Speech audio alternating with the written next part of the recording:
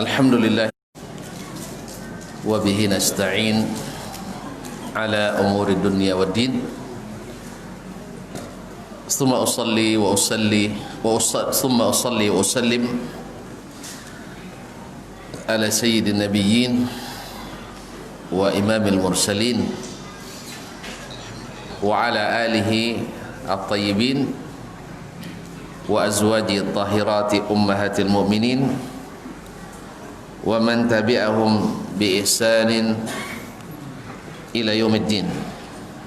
Amma ba'du, fattaqullaha ayyuhal muslimun fa innahu qad fazal muttaqun.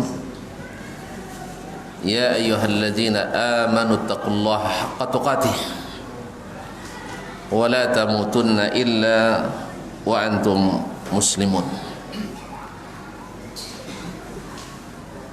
Bapak-bapak dan ibu-ibu, saudara-saudara dan saudari-saudari, serta adik-adik dan anak-anak jemaah salat maghrib dan insyaallah isya di Masjid At-Taubah Bangkinang, ataupun yang menyaksikan melalui media dimanapun berada.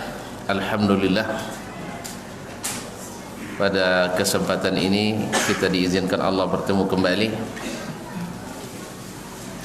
walaupun hanya sebagai pemeran pengganti. Jadi pengganti tentu tidak sebaik yang digantikan. Maklumlah, ibaratnya buah soleh, tapi cik-cik dombo ni acak ya. Alhamdulillah.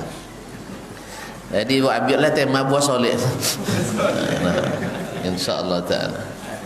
Tapi buah soleh yang mungkin ancak dari buah yang musim. Salawat dan salam kepada baginda Rasulullah sallallahu alaihi wasallam, yang dengan diutusnya beliau kita disebut-sebut di langit. Kita mendapatkan agama yang terbaik, mendapatkan kitab yang terbaik, dan insya-Allah pertama diizinkan Allah masuk surga. Kita yang terakhir dan yang pertama. Terakhir diutus agama ini, dan kita umat terakhir, tapi insya-Allah adalah umat pertama yang masuk surga. Buah soleh itu ya. Nah, karena masa mereka lebih lama, tapi kita lebih beruntung. Oleh itu marilah kita bersyukur kepada Allah dan bersalawat kepada Rasulullah sallallahu alaihi wasallam. Ma'asyiral kiram, kaum muslimin dan muslimat yang dirahmati Allah. Ada sebuah ungkapan yang merupakan mutiara kata yang indah, yang penuh dan syarat makna. Gharizatun salimatun afdalu min aqlin marid. Gharizatun salimatun khairun min aqlin marid. Apa artinya? Perlu diarti itu. Baik. Insting yang sehat lebih baik dan lebih utama daripada akal yang sakit. Seorang ikhwah bercerita ke saya, dan ikhwah itu ada di sini sekarang, bahwa hidayah itu jauh lebih mudah masuk kepada orang yang sama sekali kosong, belum diisi dengan berbagai macam pemikiran yang mengandung berbagai penyelewengan dan penyimpangan, yang menjadi syubhat yang membuat menolak kebenaran. Ma'asyiral kiram yang dirahmati Allah, lihat Nabi Nuh alaihissalam. Nabi Nuh alaihissalam satu kali panggil saja, satu kali panggil wahai seluruh binatang yang melata di atas permukaan bumi, sesungguhnya azab Allah akan turun, bumi akan ditenggelamkan, maka naiklah ke kapal. Apa jawaban binatang-binatang tersebut? Gajah, harimau, ular, burung berdebat dulu. Kami pandai bodang jajinya. Kami pandai tobang gitu ya? Enggak. Ulek kan pandai bodangnya? Pandai buaya? Tapi tak. Ghariza, insting yang sehat lebih baik daripada akal yang sakit. Maka para binatang tersebut, akramakumullah, sekali panggil masuk kapal. Bandingkan dengan manusia yang diberi akal yang cerdas tetapi banyak diisi dengan muatan-muatan yang sakit. Nabi Musa alaihissalam berdakwah 950 tahun, falabitha fihim alfasanatin illa 50 ama. Nabi Nuh alaihissalam diam bersama mereka sebanyak atau selama 1000 tahun kurang 50. Ya biar nanti sepakat kita, kalau 1000 kurang 50 kan 150 tahun. Alfasanatin illa 50 ama, 1000 tahun kurang 50, 950 tahun. Wa ma amana ma'ahu illa qalil. Tidak ada yang beriman kepadanya kecuali sedikit. Ternyata mohon maaf kaum muslimin yang tidak berakal, yang tidak cerdas. Binatang kan tidak cerdas ya? Dia instingnya, tapi instingnya sehat. Instingnya sehat. Maka ketika dipanggil oleh Nabi Nuh alaihissalam masuk kapal, apa jawabannya? Langsung masuk. Sebab yang nyuruh ini adalah hamba di antara hamba Allah, utusan di antara utusan Allah. Ternyata binatang tahu juga ya, Rasul kan? Ya kisah An-Naml, kisah apa namanya, semut. Ya dengan Nabi Sulaiman, tahu dia. Nah, qalat namlatun ayya ayyuhan namlu dukhulu masakinakum la yahtimannakum Sulaiman wa junuduhu wa hum la yash'urun. Masya Allah, tahu dia nama Sulaiman. Awak tak tertentu kira lampunya buat tak jawabin. Jadi kaum muslimin dan muslimat dirahmati Allah Subhanahu wa taala. Maliya la aral hudhuda am kana minal ghaibin. Kenapa tidak nampak hudhud kan? Tapi hudhud ternyata walaupun tidak berakal tapi tahu dia mana syirik, mana yang bukan. Iya tak?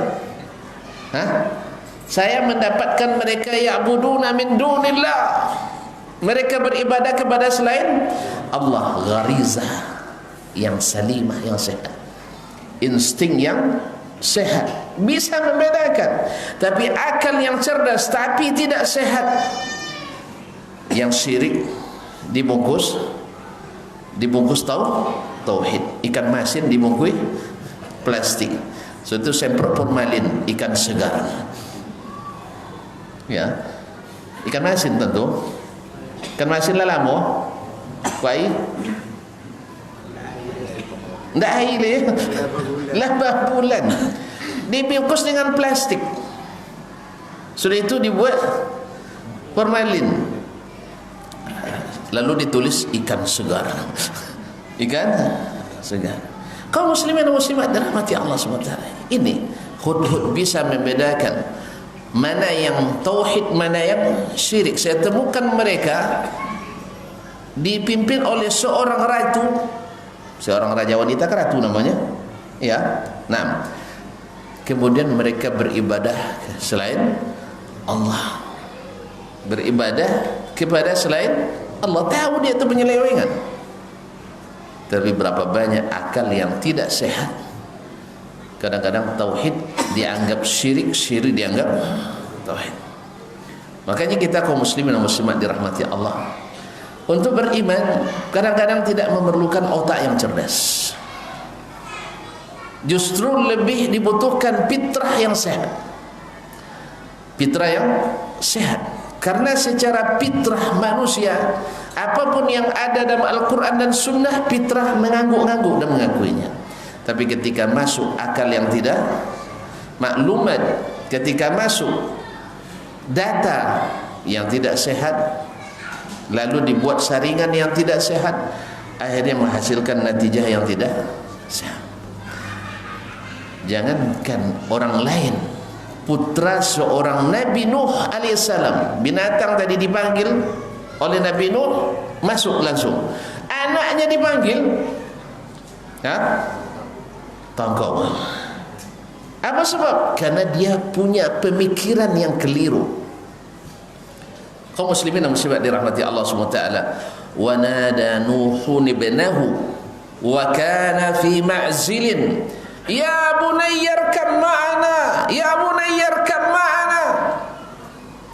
Nuh lalu memanggil putranya. Ya subhanallah, ya seorang anak pasti paham bagaimana ayahnya sayang padanya. Seorang anak pasti sudah mengalami dan berpengalaman bagaimana ayah mengurus dirinya. Apalagi ini ayahnya bukan tanggung-tanggung. Awwalur rusul, rasul pertama, tak tanggung-tanggung. Ulul azmi minar rusul, nabi yang dimuliakan. Hanya 5 dari seluruh nabi dan rasul yang bergelar ulul azmi. Tentu pendidikannya luar biasa kaum muslimin, terhadap keluarganya, terhadap anak dan istrinya. Tetapi sang anak karena terpengaruh oleh pemikiran yang tidak sehat, lalu dia menjawab, ya, wa nada Nuhun ibnahu wa kana fi ma'zil. Nuh melihat anaknya dari kejauhan, lalu dia panggil, ya bunayyarkam ma'ana, ayo naik ke sini. Nuh bicara dengan apa? Dengan wahyu. Nuh berbicara dengan wahyu. Lalu anaknya membangkang. Dia berkata, qala sa'awi ila jabalin ya'simuni minal ma'. Ayah, saya tidak mau. Karena kapalnya ayah ni orang-orang bongak di dalam. Ya, apalagi tambah lebih binatang kan. Tentu kalau dah masuk binatang, bagi mereka tambah enggak bongak. Kita tengok. Namamu ikut Nabi Nubi, gajah, ulek, kabau. Kan kabau berkelikiu sepatu kan? Iya dah. Gajah, ulek, kabau, imau, singa, buaya, semuanya.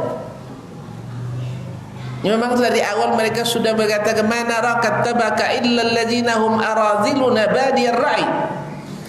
Yang meninggal ikut kamu tu ya hainu, uang enggak bongak. Orang iyalah araziluna, orang-orang kaum rendahan yang tak ada kerja tu ngaji jongnya. Kalau nak cadik-cadik nak omong ngaji cawaan, itu bahasa mereka. Tak pasal gitu dah, salah paham. Bahasa mereka. Illa alladzina hum badiyar ra'i, yang tidak punya pemikiran yang maju. Itu bahasanya. Umat Nabi Nuh dan juga umat-umat Nabi yang lain, dan juga umat Nabi Muhammad sallallahu alaihi wasallam sama jawabannya. Tambah lagi kapal Nabi Nuh lebih sija je kabau dah bet kabau runya kabe doa moje kuilenya kan asli gitu.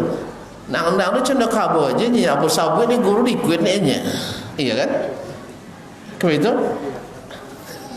Allah musta'an. Buah soleh.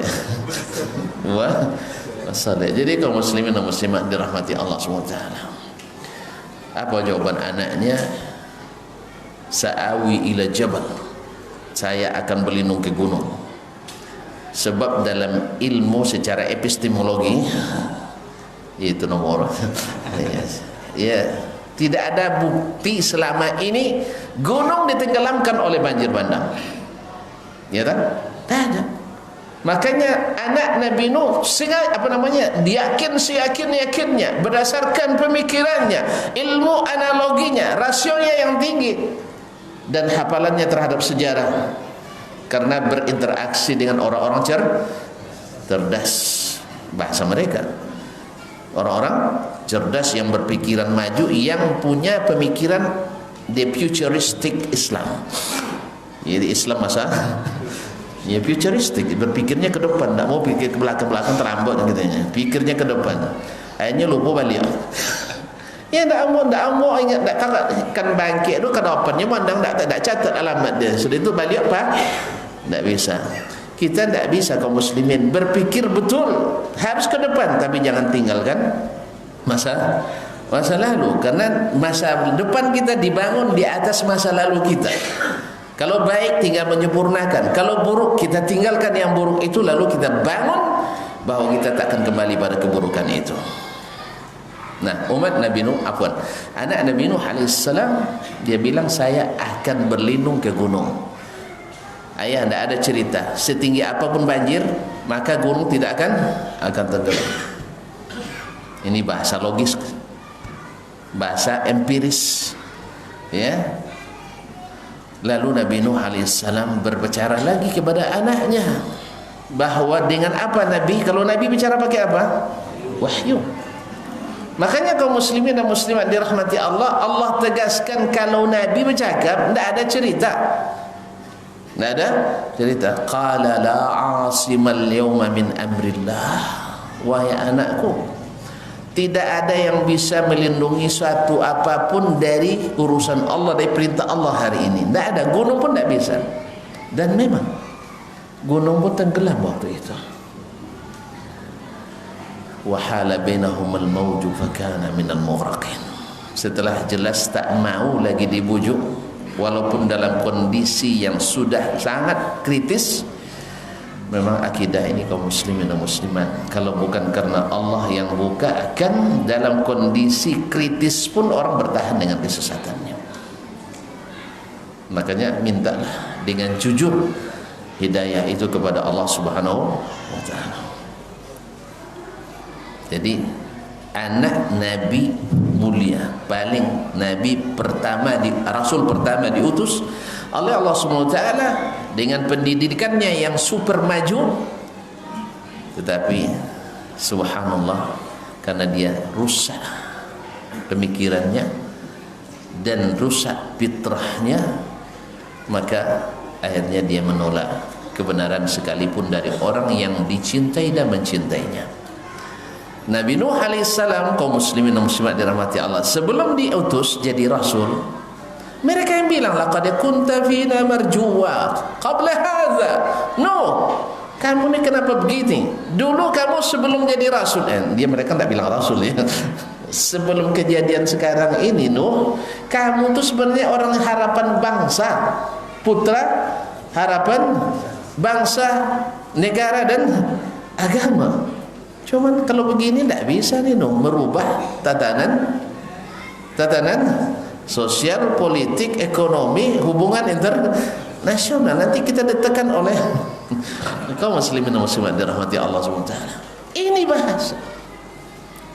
Makanya mereka tidak mau menerima karena fitrah yang sudah rusak.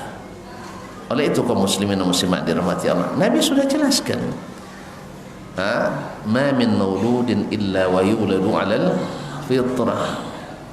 Setiap yang dilahirkan, bayi maksudnya bayi manusia, dilahirkan dalam keadaan fitrah. Apapun ayat Quran nanti fitrah kita mengakuinya pasti, ya, fitrah kita akan mengakuinya. Orang-orang yang berlawanan dengan fitrah itu, tangannya akan nunjuk sesuai dengan fitrah, gitu. Nunjuknya kemana? Ke atas. Tapi ketika tanya di mana Allah, jadi hilang. Tapi ketika ya Allah, ke atas juga nunjuk. Ketika tanya kenapa nunjuk ke atas, kiblatnya doa. Tahib. Ketika doa yang paling afdol dibaca ketika sujud, ada yang menghadap ke atas? Sujud sembelih ada bisa? Tak ada. Tidak ada kaum muslimin musliman. Tidak ada orang mengatakan, ulama dulu mengatakan kiblat doa itu ke atas. Tidak ada. Kiblat doa ke tetap ke kiblat salat sama, tidak ke bawah saja. ke Kaabah. Jadi doa menghadap kiblat itu je dah pasti menghadap ke Kaabah.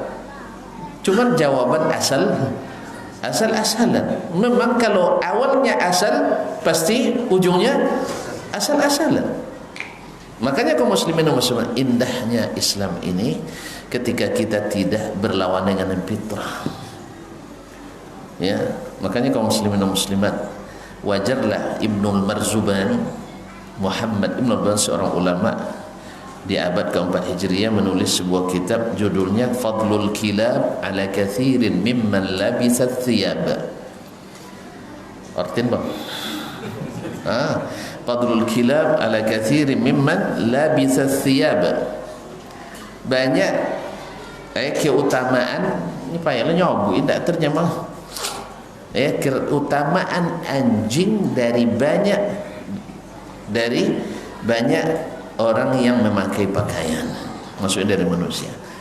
Beliau menyebutkan banyak kelebihan anjing akramakumullah dibanding dengan orang-orang yang berpakaian.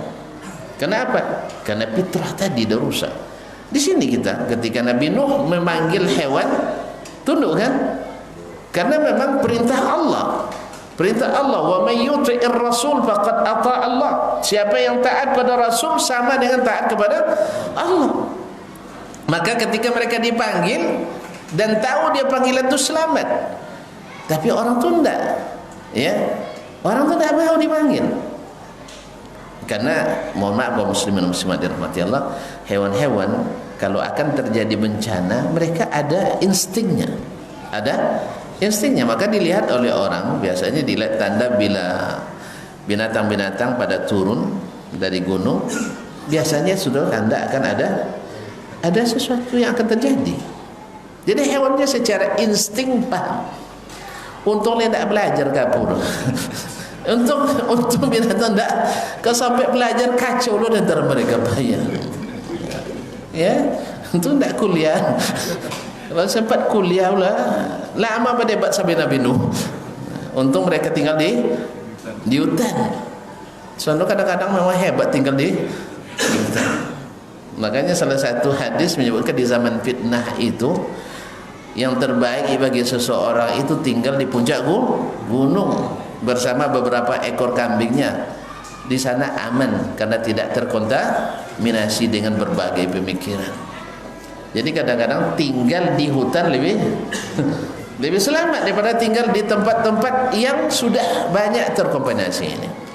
Oleh itu kaum muslimin dan muslimat dirahmati Allah SWT, lalu anaknya tadi tetap tidak percaya pada ayahnya.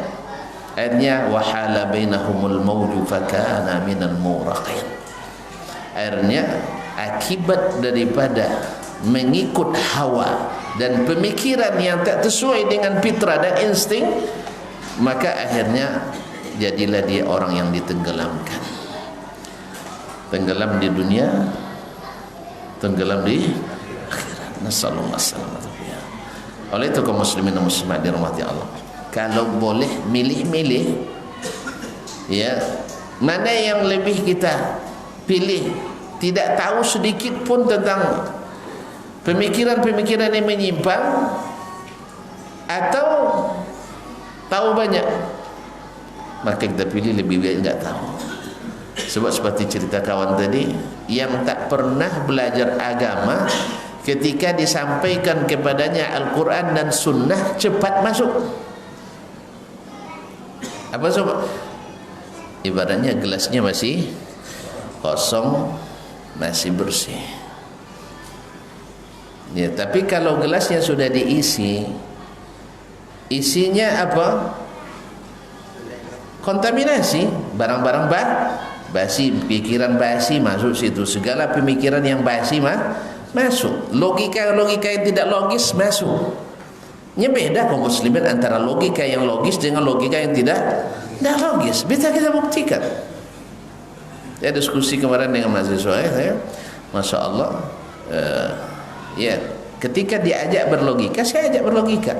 Alhamdulillah, kau tak bongak, tak bongak, tak codek bono, tapi leh ngeratinya, kan tak leh bakal juga, ya. Ini masih lidah awak berkumpuli dah bersama. Jadi kaum muslimin dan muslimat dirahmati Allah. Tapi logika yang logis. Logika yang logis, bukan logika yang dipaksakan. Ini banyak logika yang tidak logis. Kalau begini mesti begitu, kalau begitu mesti begini. Di mana kalau begini? Dulu air ini di masa dulu dari atas turun ke bawah. Kalau sekarang tang bawah nah yuk. Kata lo dulu kotir ke bawah gitu.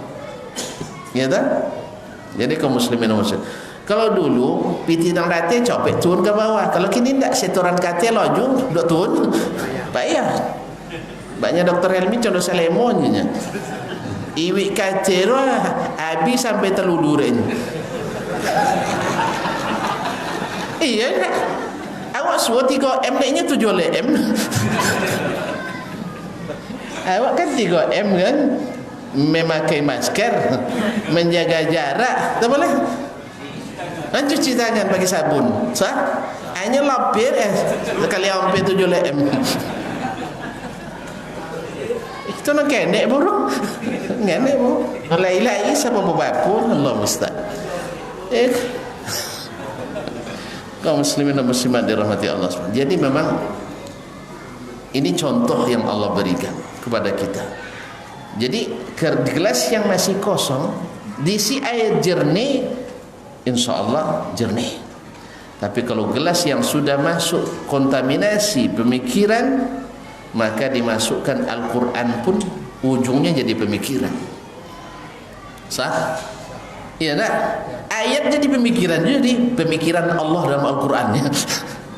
Ya Allah ya Rabbi Rabbi, seolah-olah pemikiran lebih hebat dari Allah. Tak pernah memuji dirinya dengan pikiran. Allah tak pernah memuji dirinya dengan akal. Jelas? Allah tak pernah memuji dirinya dengan perkiraan. Tapi Allah memuji dirinya dengan ilmu.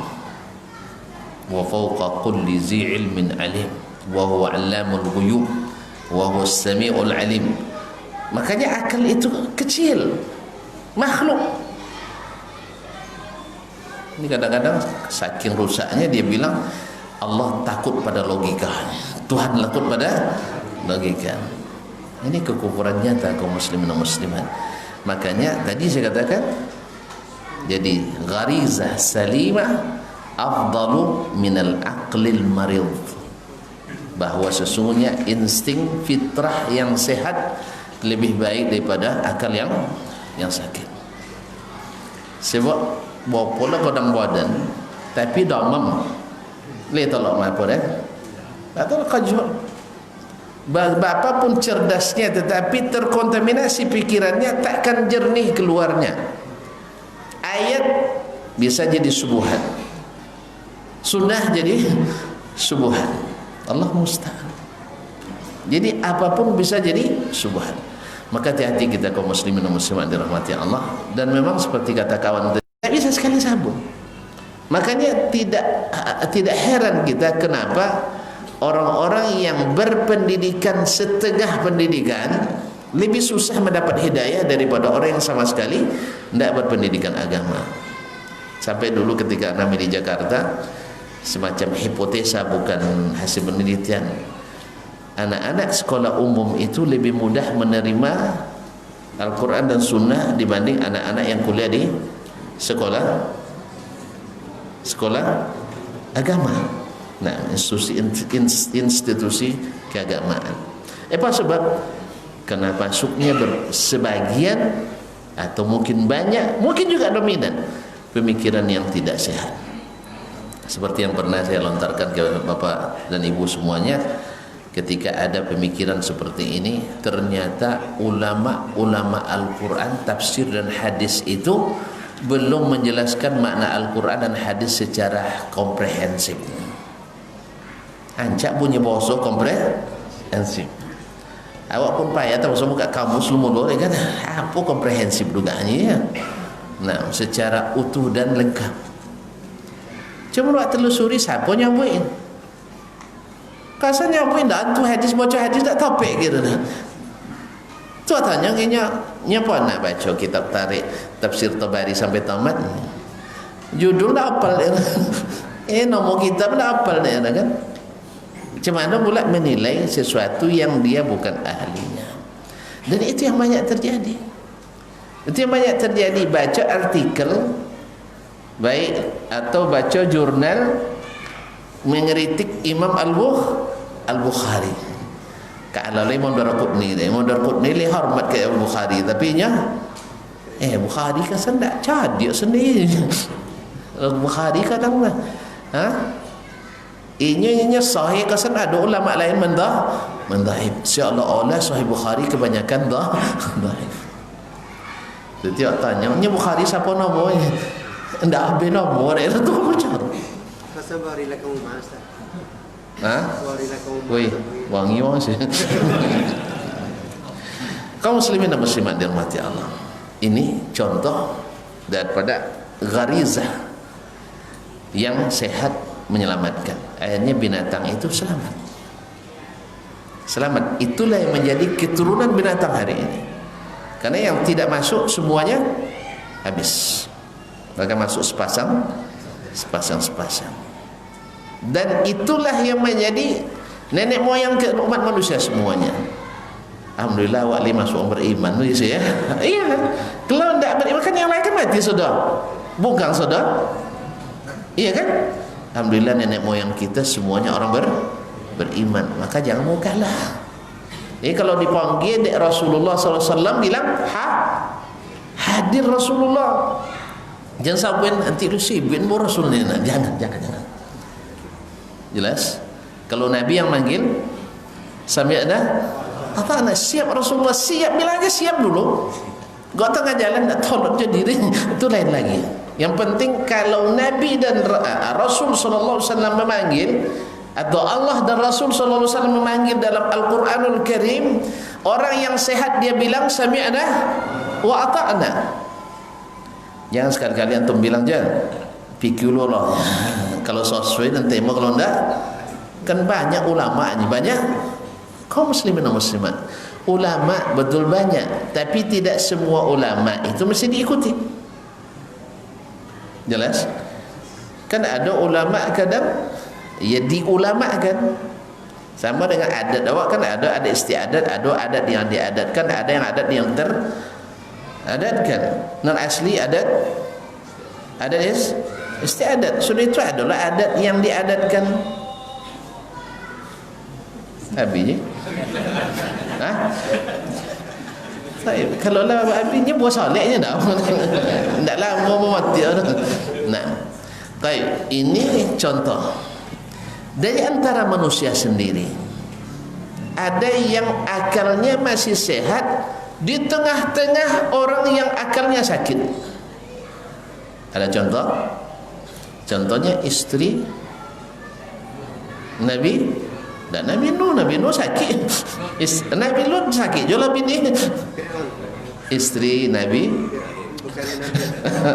alhamdulillah bukan Nabi istri Fir'aun yang menjadi lambang kezaliman seluruh dunia dan sepanjang sejarah.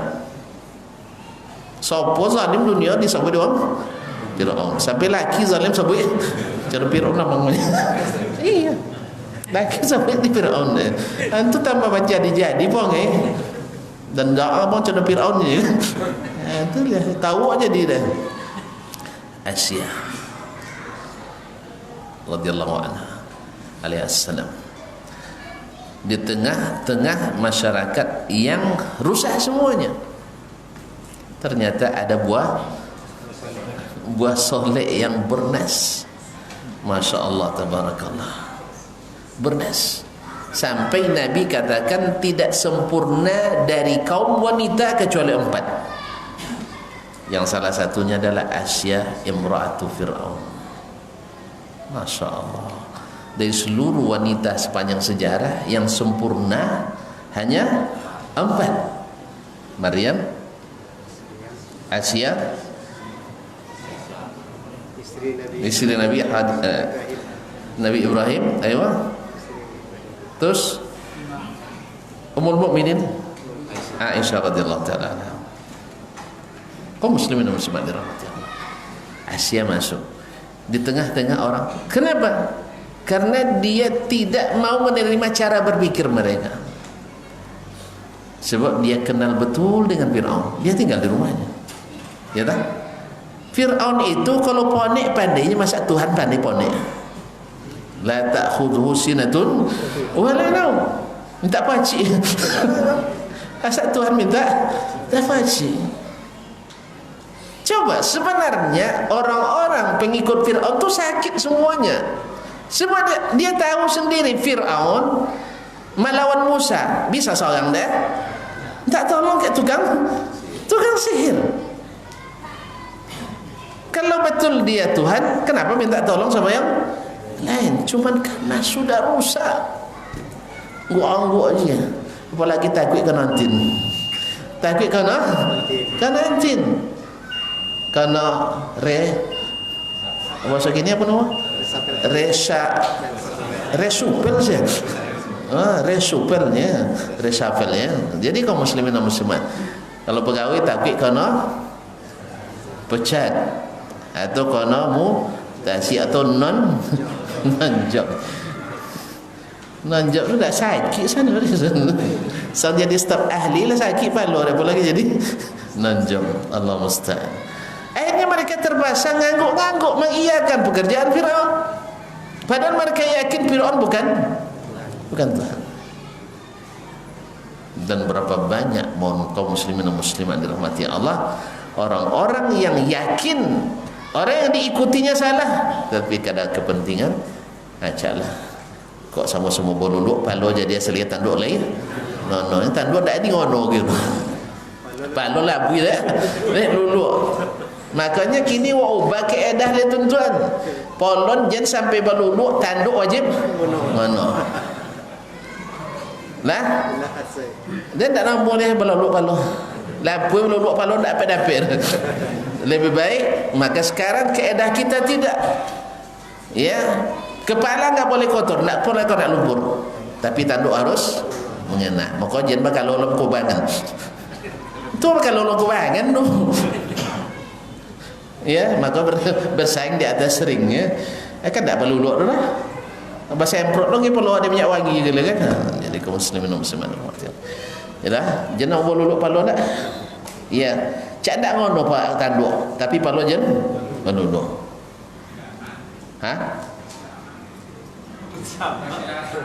Basi lama deh. Ayat itu basi lama deh. Lihat basi lama le enggak. Baik, masuk waktu. Kita azan dulu, nanti kita sempurnakan selepas azan insyaallah.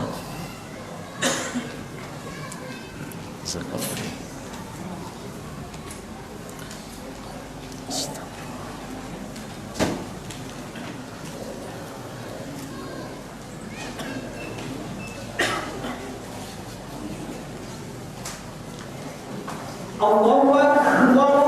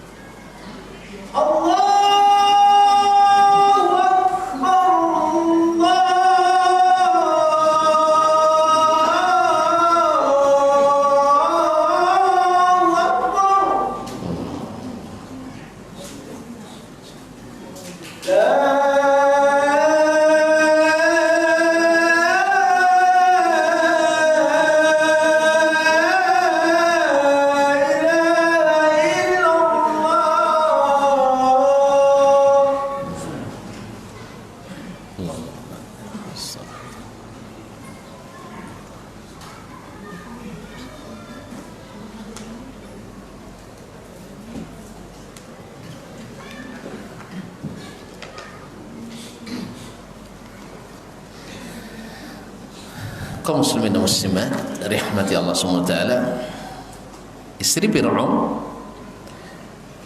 mengambil keputusan bahwa dia mesti berbeda dengan orang-orang yang sesat itu.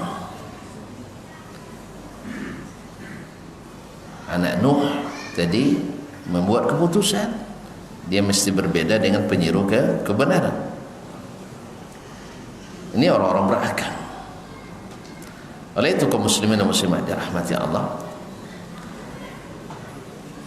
di sini dapat kita lihat bahwasanya orang yang selamat itu memang tak banyak dalam segala masa dan tempat.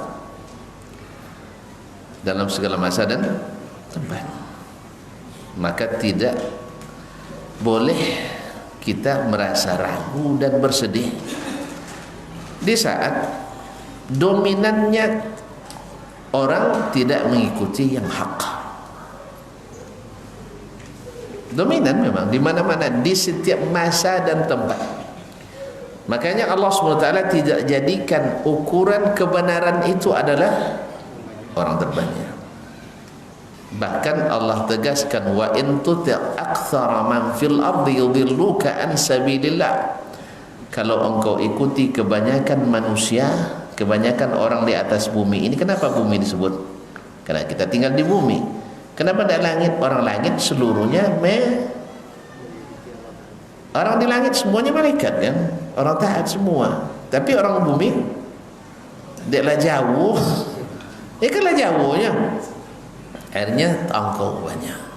Kalau kau taati sebagian besar orang di atas bumi ini atau di bumi ini, mereka akan sesatkan kamu dari jalan Allah.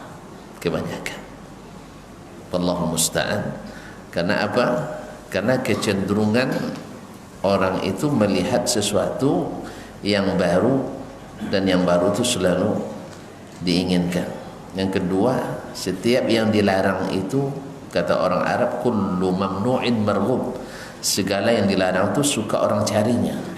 Makanya kadang-kadang kalau orang enggak tahu sebuah syubhat, jangan disebutkan. Orang kalau enggak tahu sebuah kesesatan, enggak usah disebutkan. Karena bisa-bisa dia penasaran, akhirnya dicarinya kesesatan itu. Oh, ternyata anjak kosannya, ternyata bagus. Kalau tidak tahu jangan dinilaikan. Oleh itu kaum muslimin dan muslimat dirahmati Allah, kita lihat tadi seperti yang dikatakan, ada juga buah-buah saleh gitu. Tapi masya Allah luar biasa, seperti Asya imra'atu Fir'aun alaihassalam. Alaiha, bukan alaihi ya, alaiha, yakni alaihassalam, yang menjadi salah satu manusia sempurna di tengah-tengah masyarakat semuanya atau hampir semuanya adalah penentang kebenaran. Dia berada di rumah itu. Tetapi subhanallah, kalau kita jujur mengikuti kebenaran, Allah akan jaga. Ya, Allah akan jaga. Sampai-sampai dikatakan Asya itu tak pernah didekati oleh Fir'aun. Setiap dia ingin menggauli Asya, maka Allah utus syaitan menyerupai istrinya tersebut, sehingga tak pernah disentuh oleh Fir'aun. Dari mana? Ya, dari karamah yang Allah berikan kepada orang-orang saleh tersebut. Banyak orang-orang saleh dan Allah jaga mereka daripada kezaliman orang yang zalim. Kaum muslimin dan muslimat dirahmati Allah SWT, dulu ketika Nabi Musa alaihissalam dikejar-kejar atau dalam bahaya, akhirnya ibundanya tawakal Allah.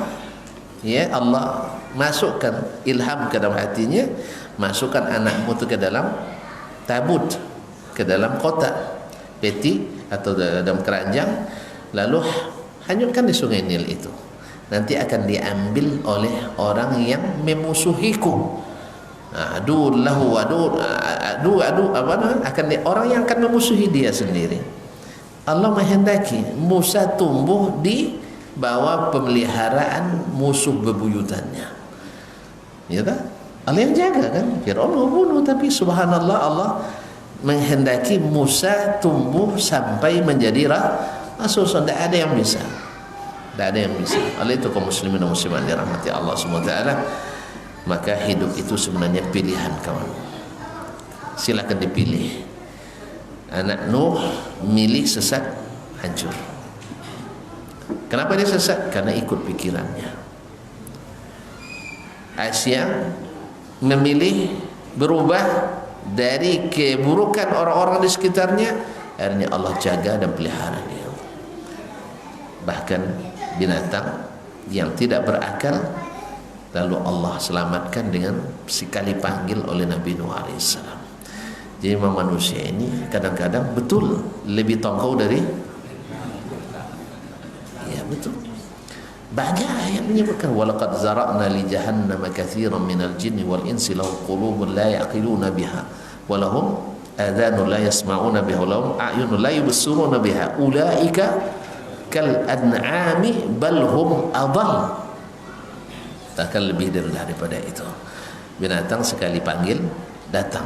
Awak puin mau ngimbo, puin mendakwai, semakin didakwai semakin tongkol. Semakin diberikan Al-Quran hadis semakin banyak syubhat dan yang menolak kebenaran. Nasallallahu salamata wal afiyah. Mudah-mudahan Allah SWT bukakan hati kita, ya, diberikan gharizah yang salimah, yaitu insting fitrah yang salim, dan dijauhkan daripada al-aqlul marid, akal-akal yang sakit. Apa sebab dia sakit? Akal tu banyak sebab sakitnya. Satu, jarang diberi nutrisi yang sehat, yaitu wahyu. Dua, diberikan beban pekerjaan melebihi kapasitasnya. Ya, akal itu hanya bisa beranalogi, membandingnya, gitu ya, mengkomparasikan. Lalu dipaksa dia mengkomparasikan yang gaib dengan yang konkret, yang abstrak dengan yang konkret. Tentu tawuknya sakit jadinya. Jadi kurang nutrisi dan dibebani pekerjaan di luar kesanggupannya. Maka jangan antum gunakan akal tu berpikir sesuatu yang tak boleh dipikirkan atau di luar kapasitas akal. Ketika dibebani, akhirnya akal itu rusak. Maka berilah kan akal kita nutrisi wahyu yang cukup, senantiasa baca Al-Quran, senantiasa baca hadis Nabi sallallahu alaihi wasallam, dengan landasan beriman sebelum berilmu. Beriman sebelum berilmu. Dulu para sahabat itu belajar Al-Quran setelah beriman pada Al-Quran. Hari ini kita belajar Al-Quran tapi meragukan Al-Quran. Gimana nak dapat ilmu? Gimana nak dapat iman? Ini tambah lagi belajar Al-Quran pada orang yang tidak beriman pada Al-Quran. Allah musta'an. Akhirnya yang terjadi adalah rusaknya akal, sehingga ketika diberi nutrisi ibarat orang penyakit ma atau penyakit asam urat, salah makan. Kalau lah sampai muntah, tu boleh makan, lama makan. Makanya jangan sekali-kali meninggalkan majelis ilmu. Jangan sekali-kali meninggalkan majelis ilmu, supaya nutrisi akal kita lengkap. Dan cari majelis ilmu yang memang banyak wahyu di dalamnya, bukan hanya sekedar cerita yang dikarang atau pemikiran seseorang atau hasil percobaan seseorang. Percobaan belum tentu benar. Ya, dan kita memerlukan ilmu yang Allah turunkan dan Rasulullah sallallahu alaihi wasallam wariskan. Mudah-mudahan buah soleh ini kita dapatkan. Nah, untuk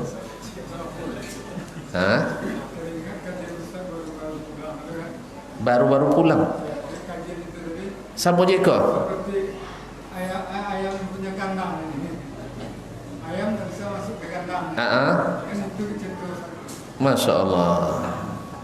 Kenapa ayam itu tak bisa masuk ke kandang? Alhamdulillah. Jadi nyambung itu, Masya Allah. Ada lo kedua kan? Taib. Nyaput tepung tawar.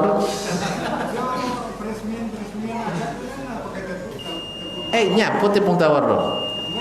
Topung batawar. Kau muslimin dan muslimat dirahmati Allah. Ya, kita tidak tahu tepung tawar itu apa. Biasanya dilakukan untuk kalau ada yang bepergian, ditepung tawari, ada yang menikah ditepung tawari, ada yang dilantik ditepung tawari, ada yang bini dua. Tidak bisa, tidak umum tepung tawar, tidak masuk kaji ini. Bini dua tidak masuk kaji ini.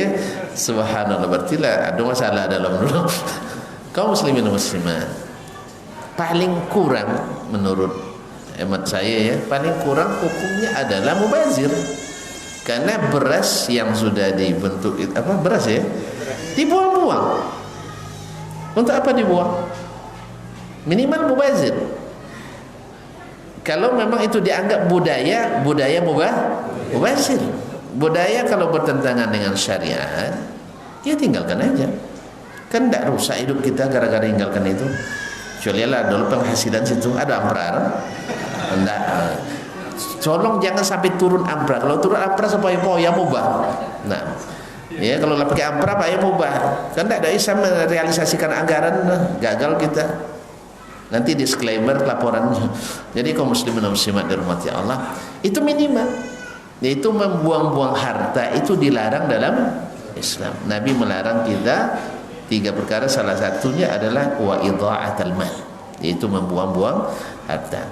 Kalau seandainya di situ ada keyakinan bahwa kalau tidak ditepung tawari nanti cepat cerai setelah menikah, masalah. Berarti menggantungkan manfaat mudarat pada tepung ini, ini masuk seperti yang pendatuk bilang, syirik dia. Atau misalnya naik haji nanti oleng pesawatnya gara-gara tidak tepung tawari. Pas lo ada matabat hawaiyah pun nama istilahnya hampa udara ya. Itu tiap potong tidak tepung tawarnya. Dah rusak keyakinannya.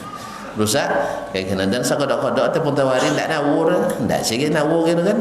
Nah, jadi tidak ada hubungan dengan itu. Kalau itu keyakinannya, lebih wajib lagi ditinggalkan.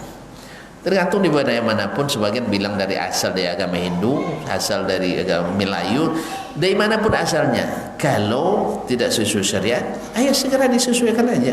Kalau nak melepas, lepaslah dengan doa misalnya kan. Ya tidak cukup doa, harus juga pakai tepung tawar.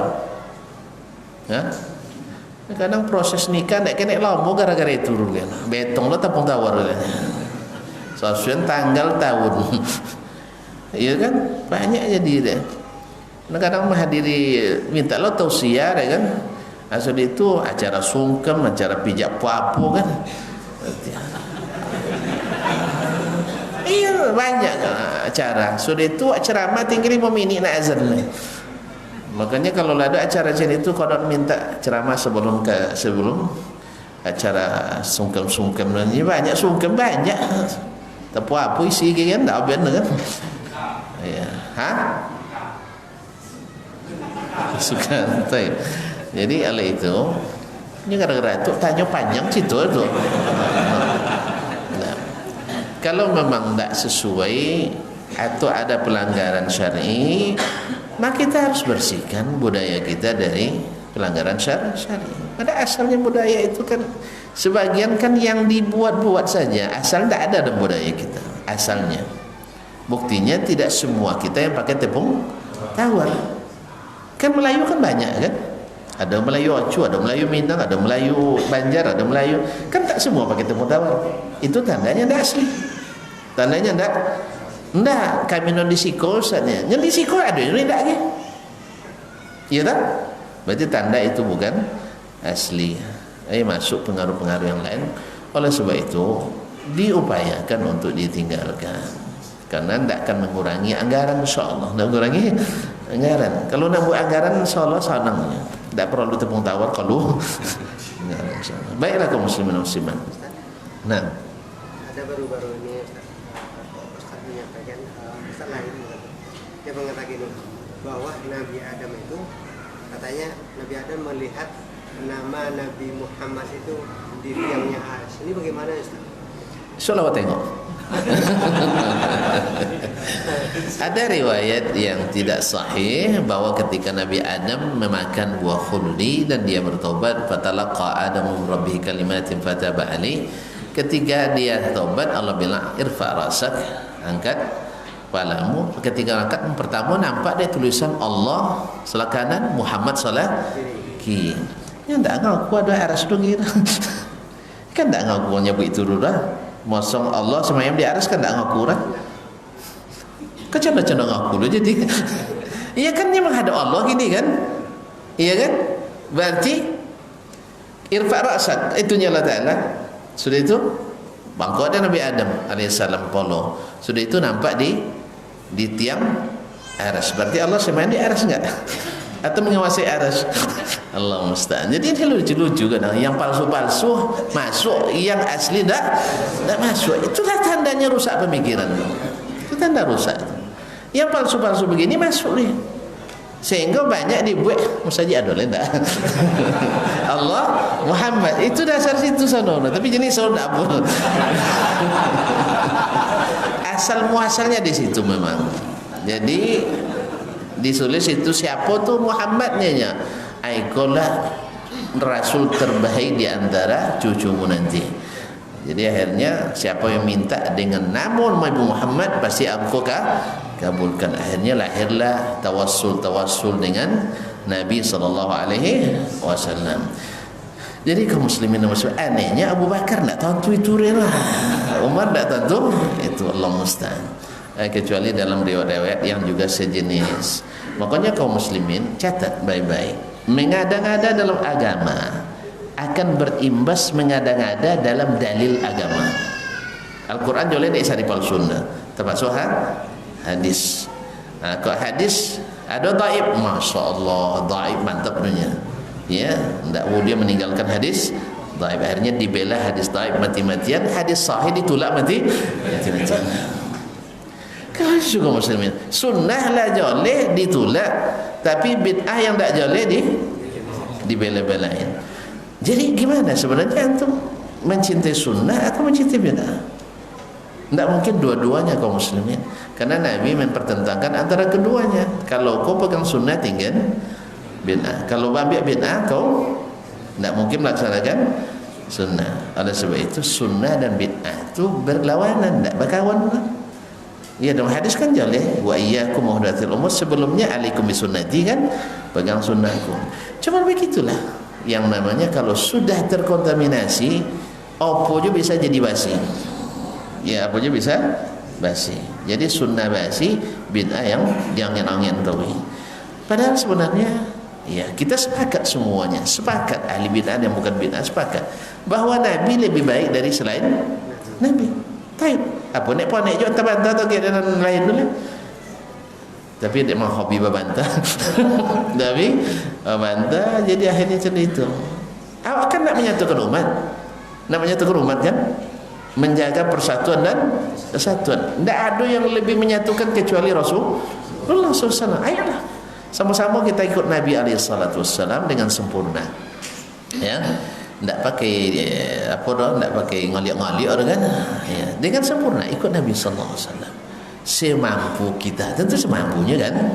Yang tak bisa kan tak tahu, ada uzurnya yang tak bisa. Larangan Nabi tinggal jangan cecek alasan nya ulama haramnya sebagiannya kan cek alasan baru kan, tiba dia suruhan tak wajib nyirinya. Jadi suruhan banyak bertinggal, larangan banyak melanggar, tentu tak akan sama hasil dah. Awak enggak. Kalau kita ya berusaha semampu kita, yang sunat jangan sampai tinggi, yang muqarrah caklah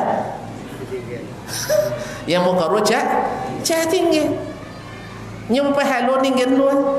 Sunat berapa halo ngajong kojong no sunat compang dan muqarrah dosa deh kan dak no muqarrah belum enan sunat ditinggal terbalik aja.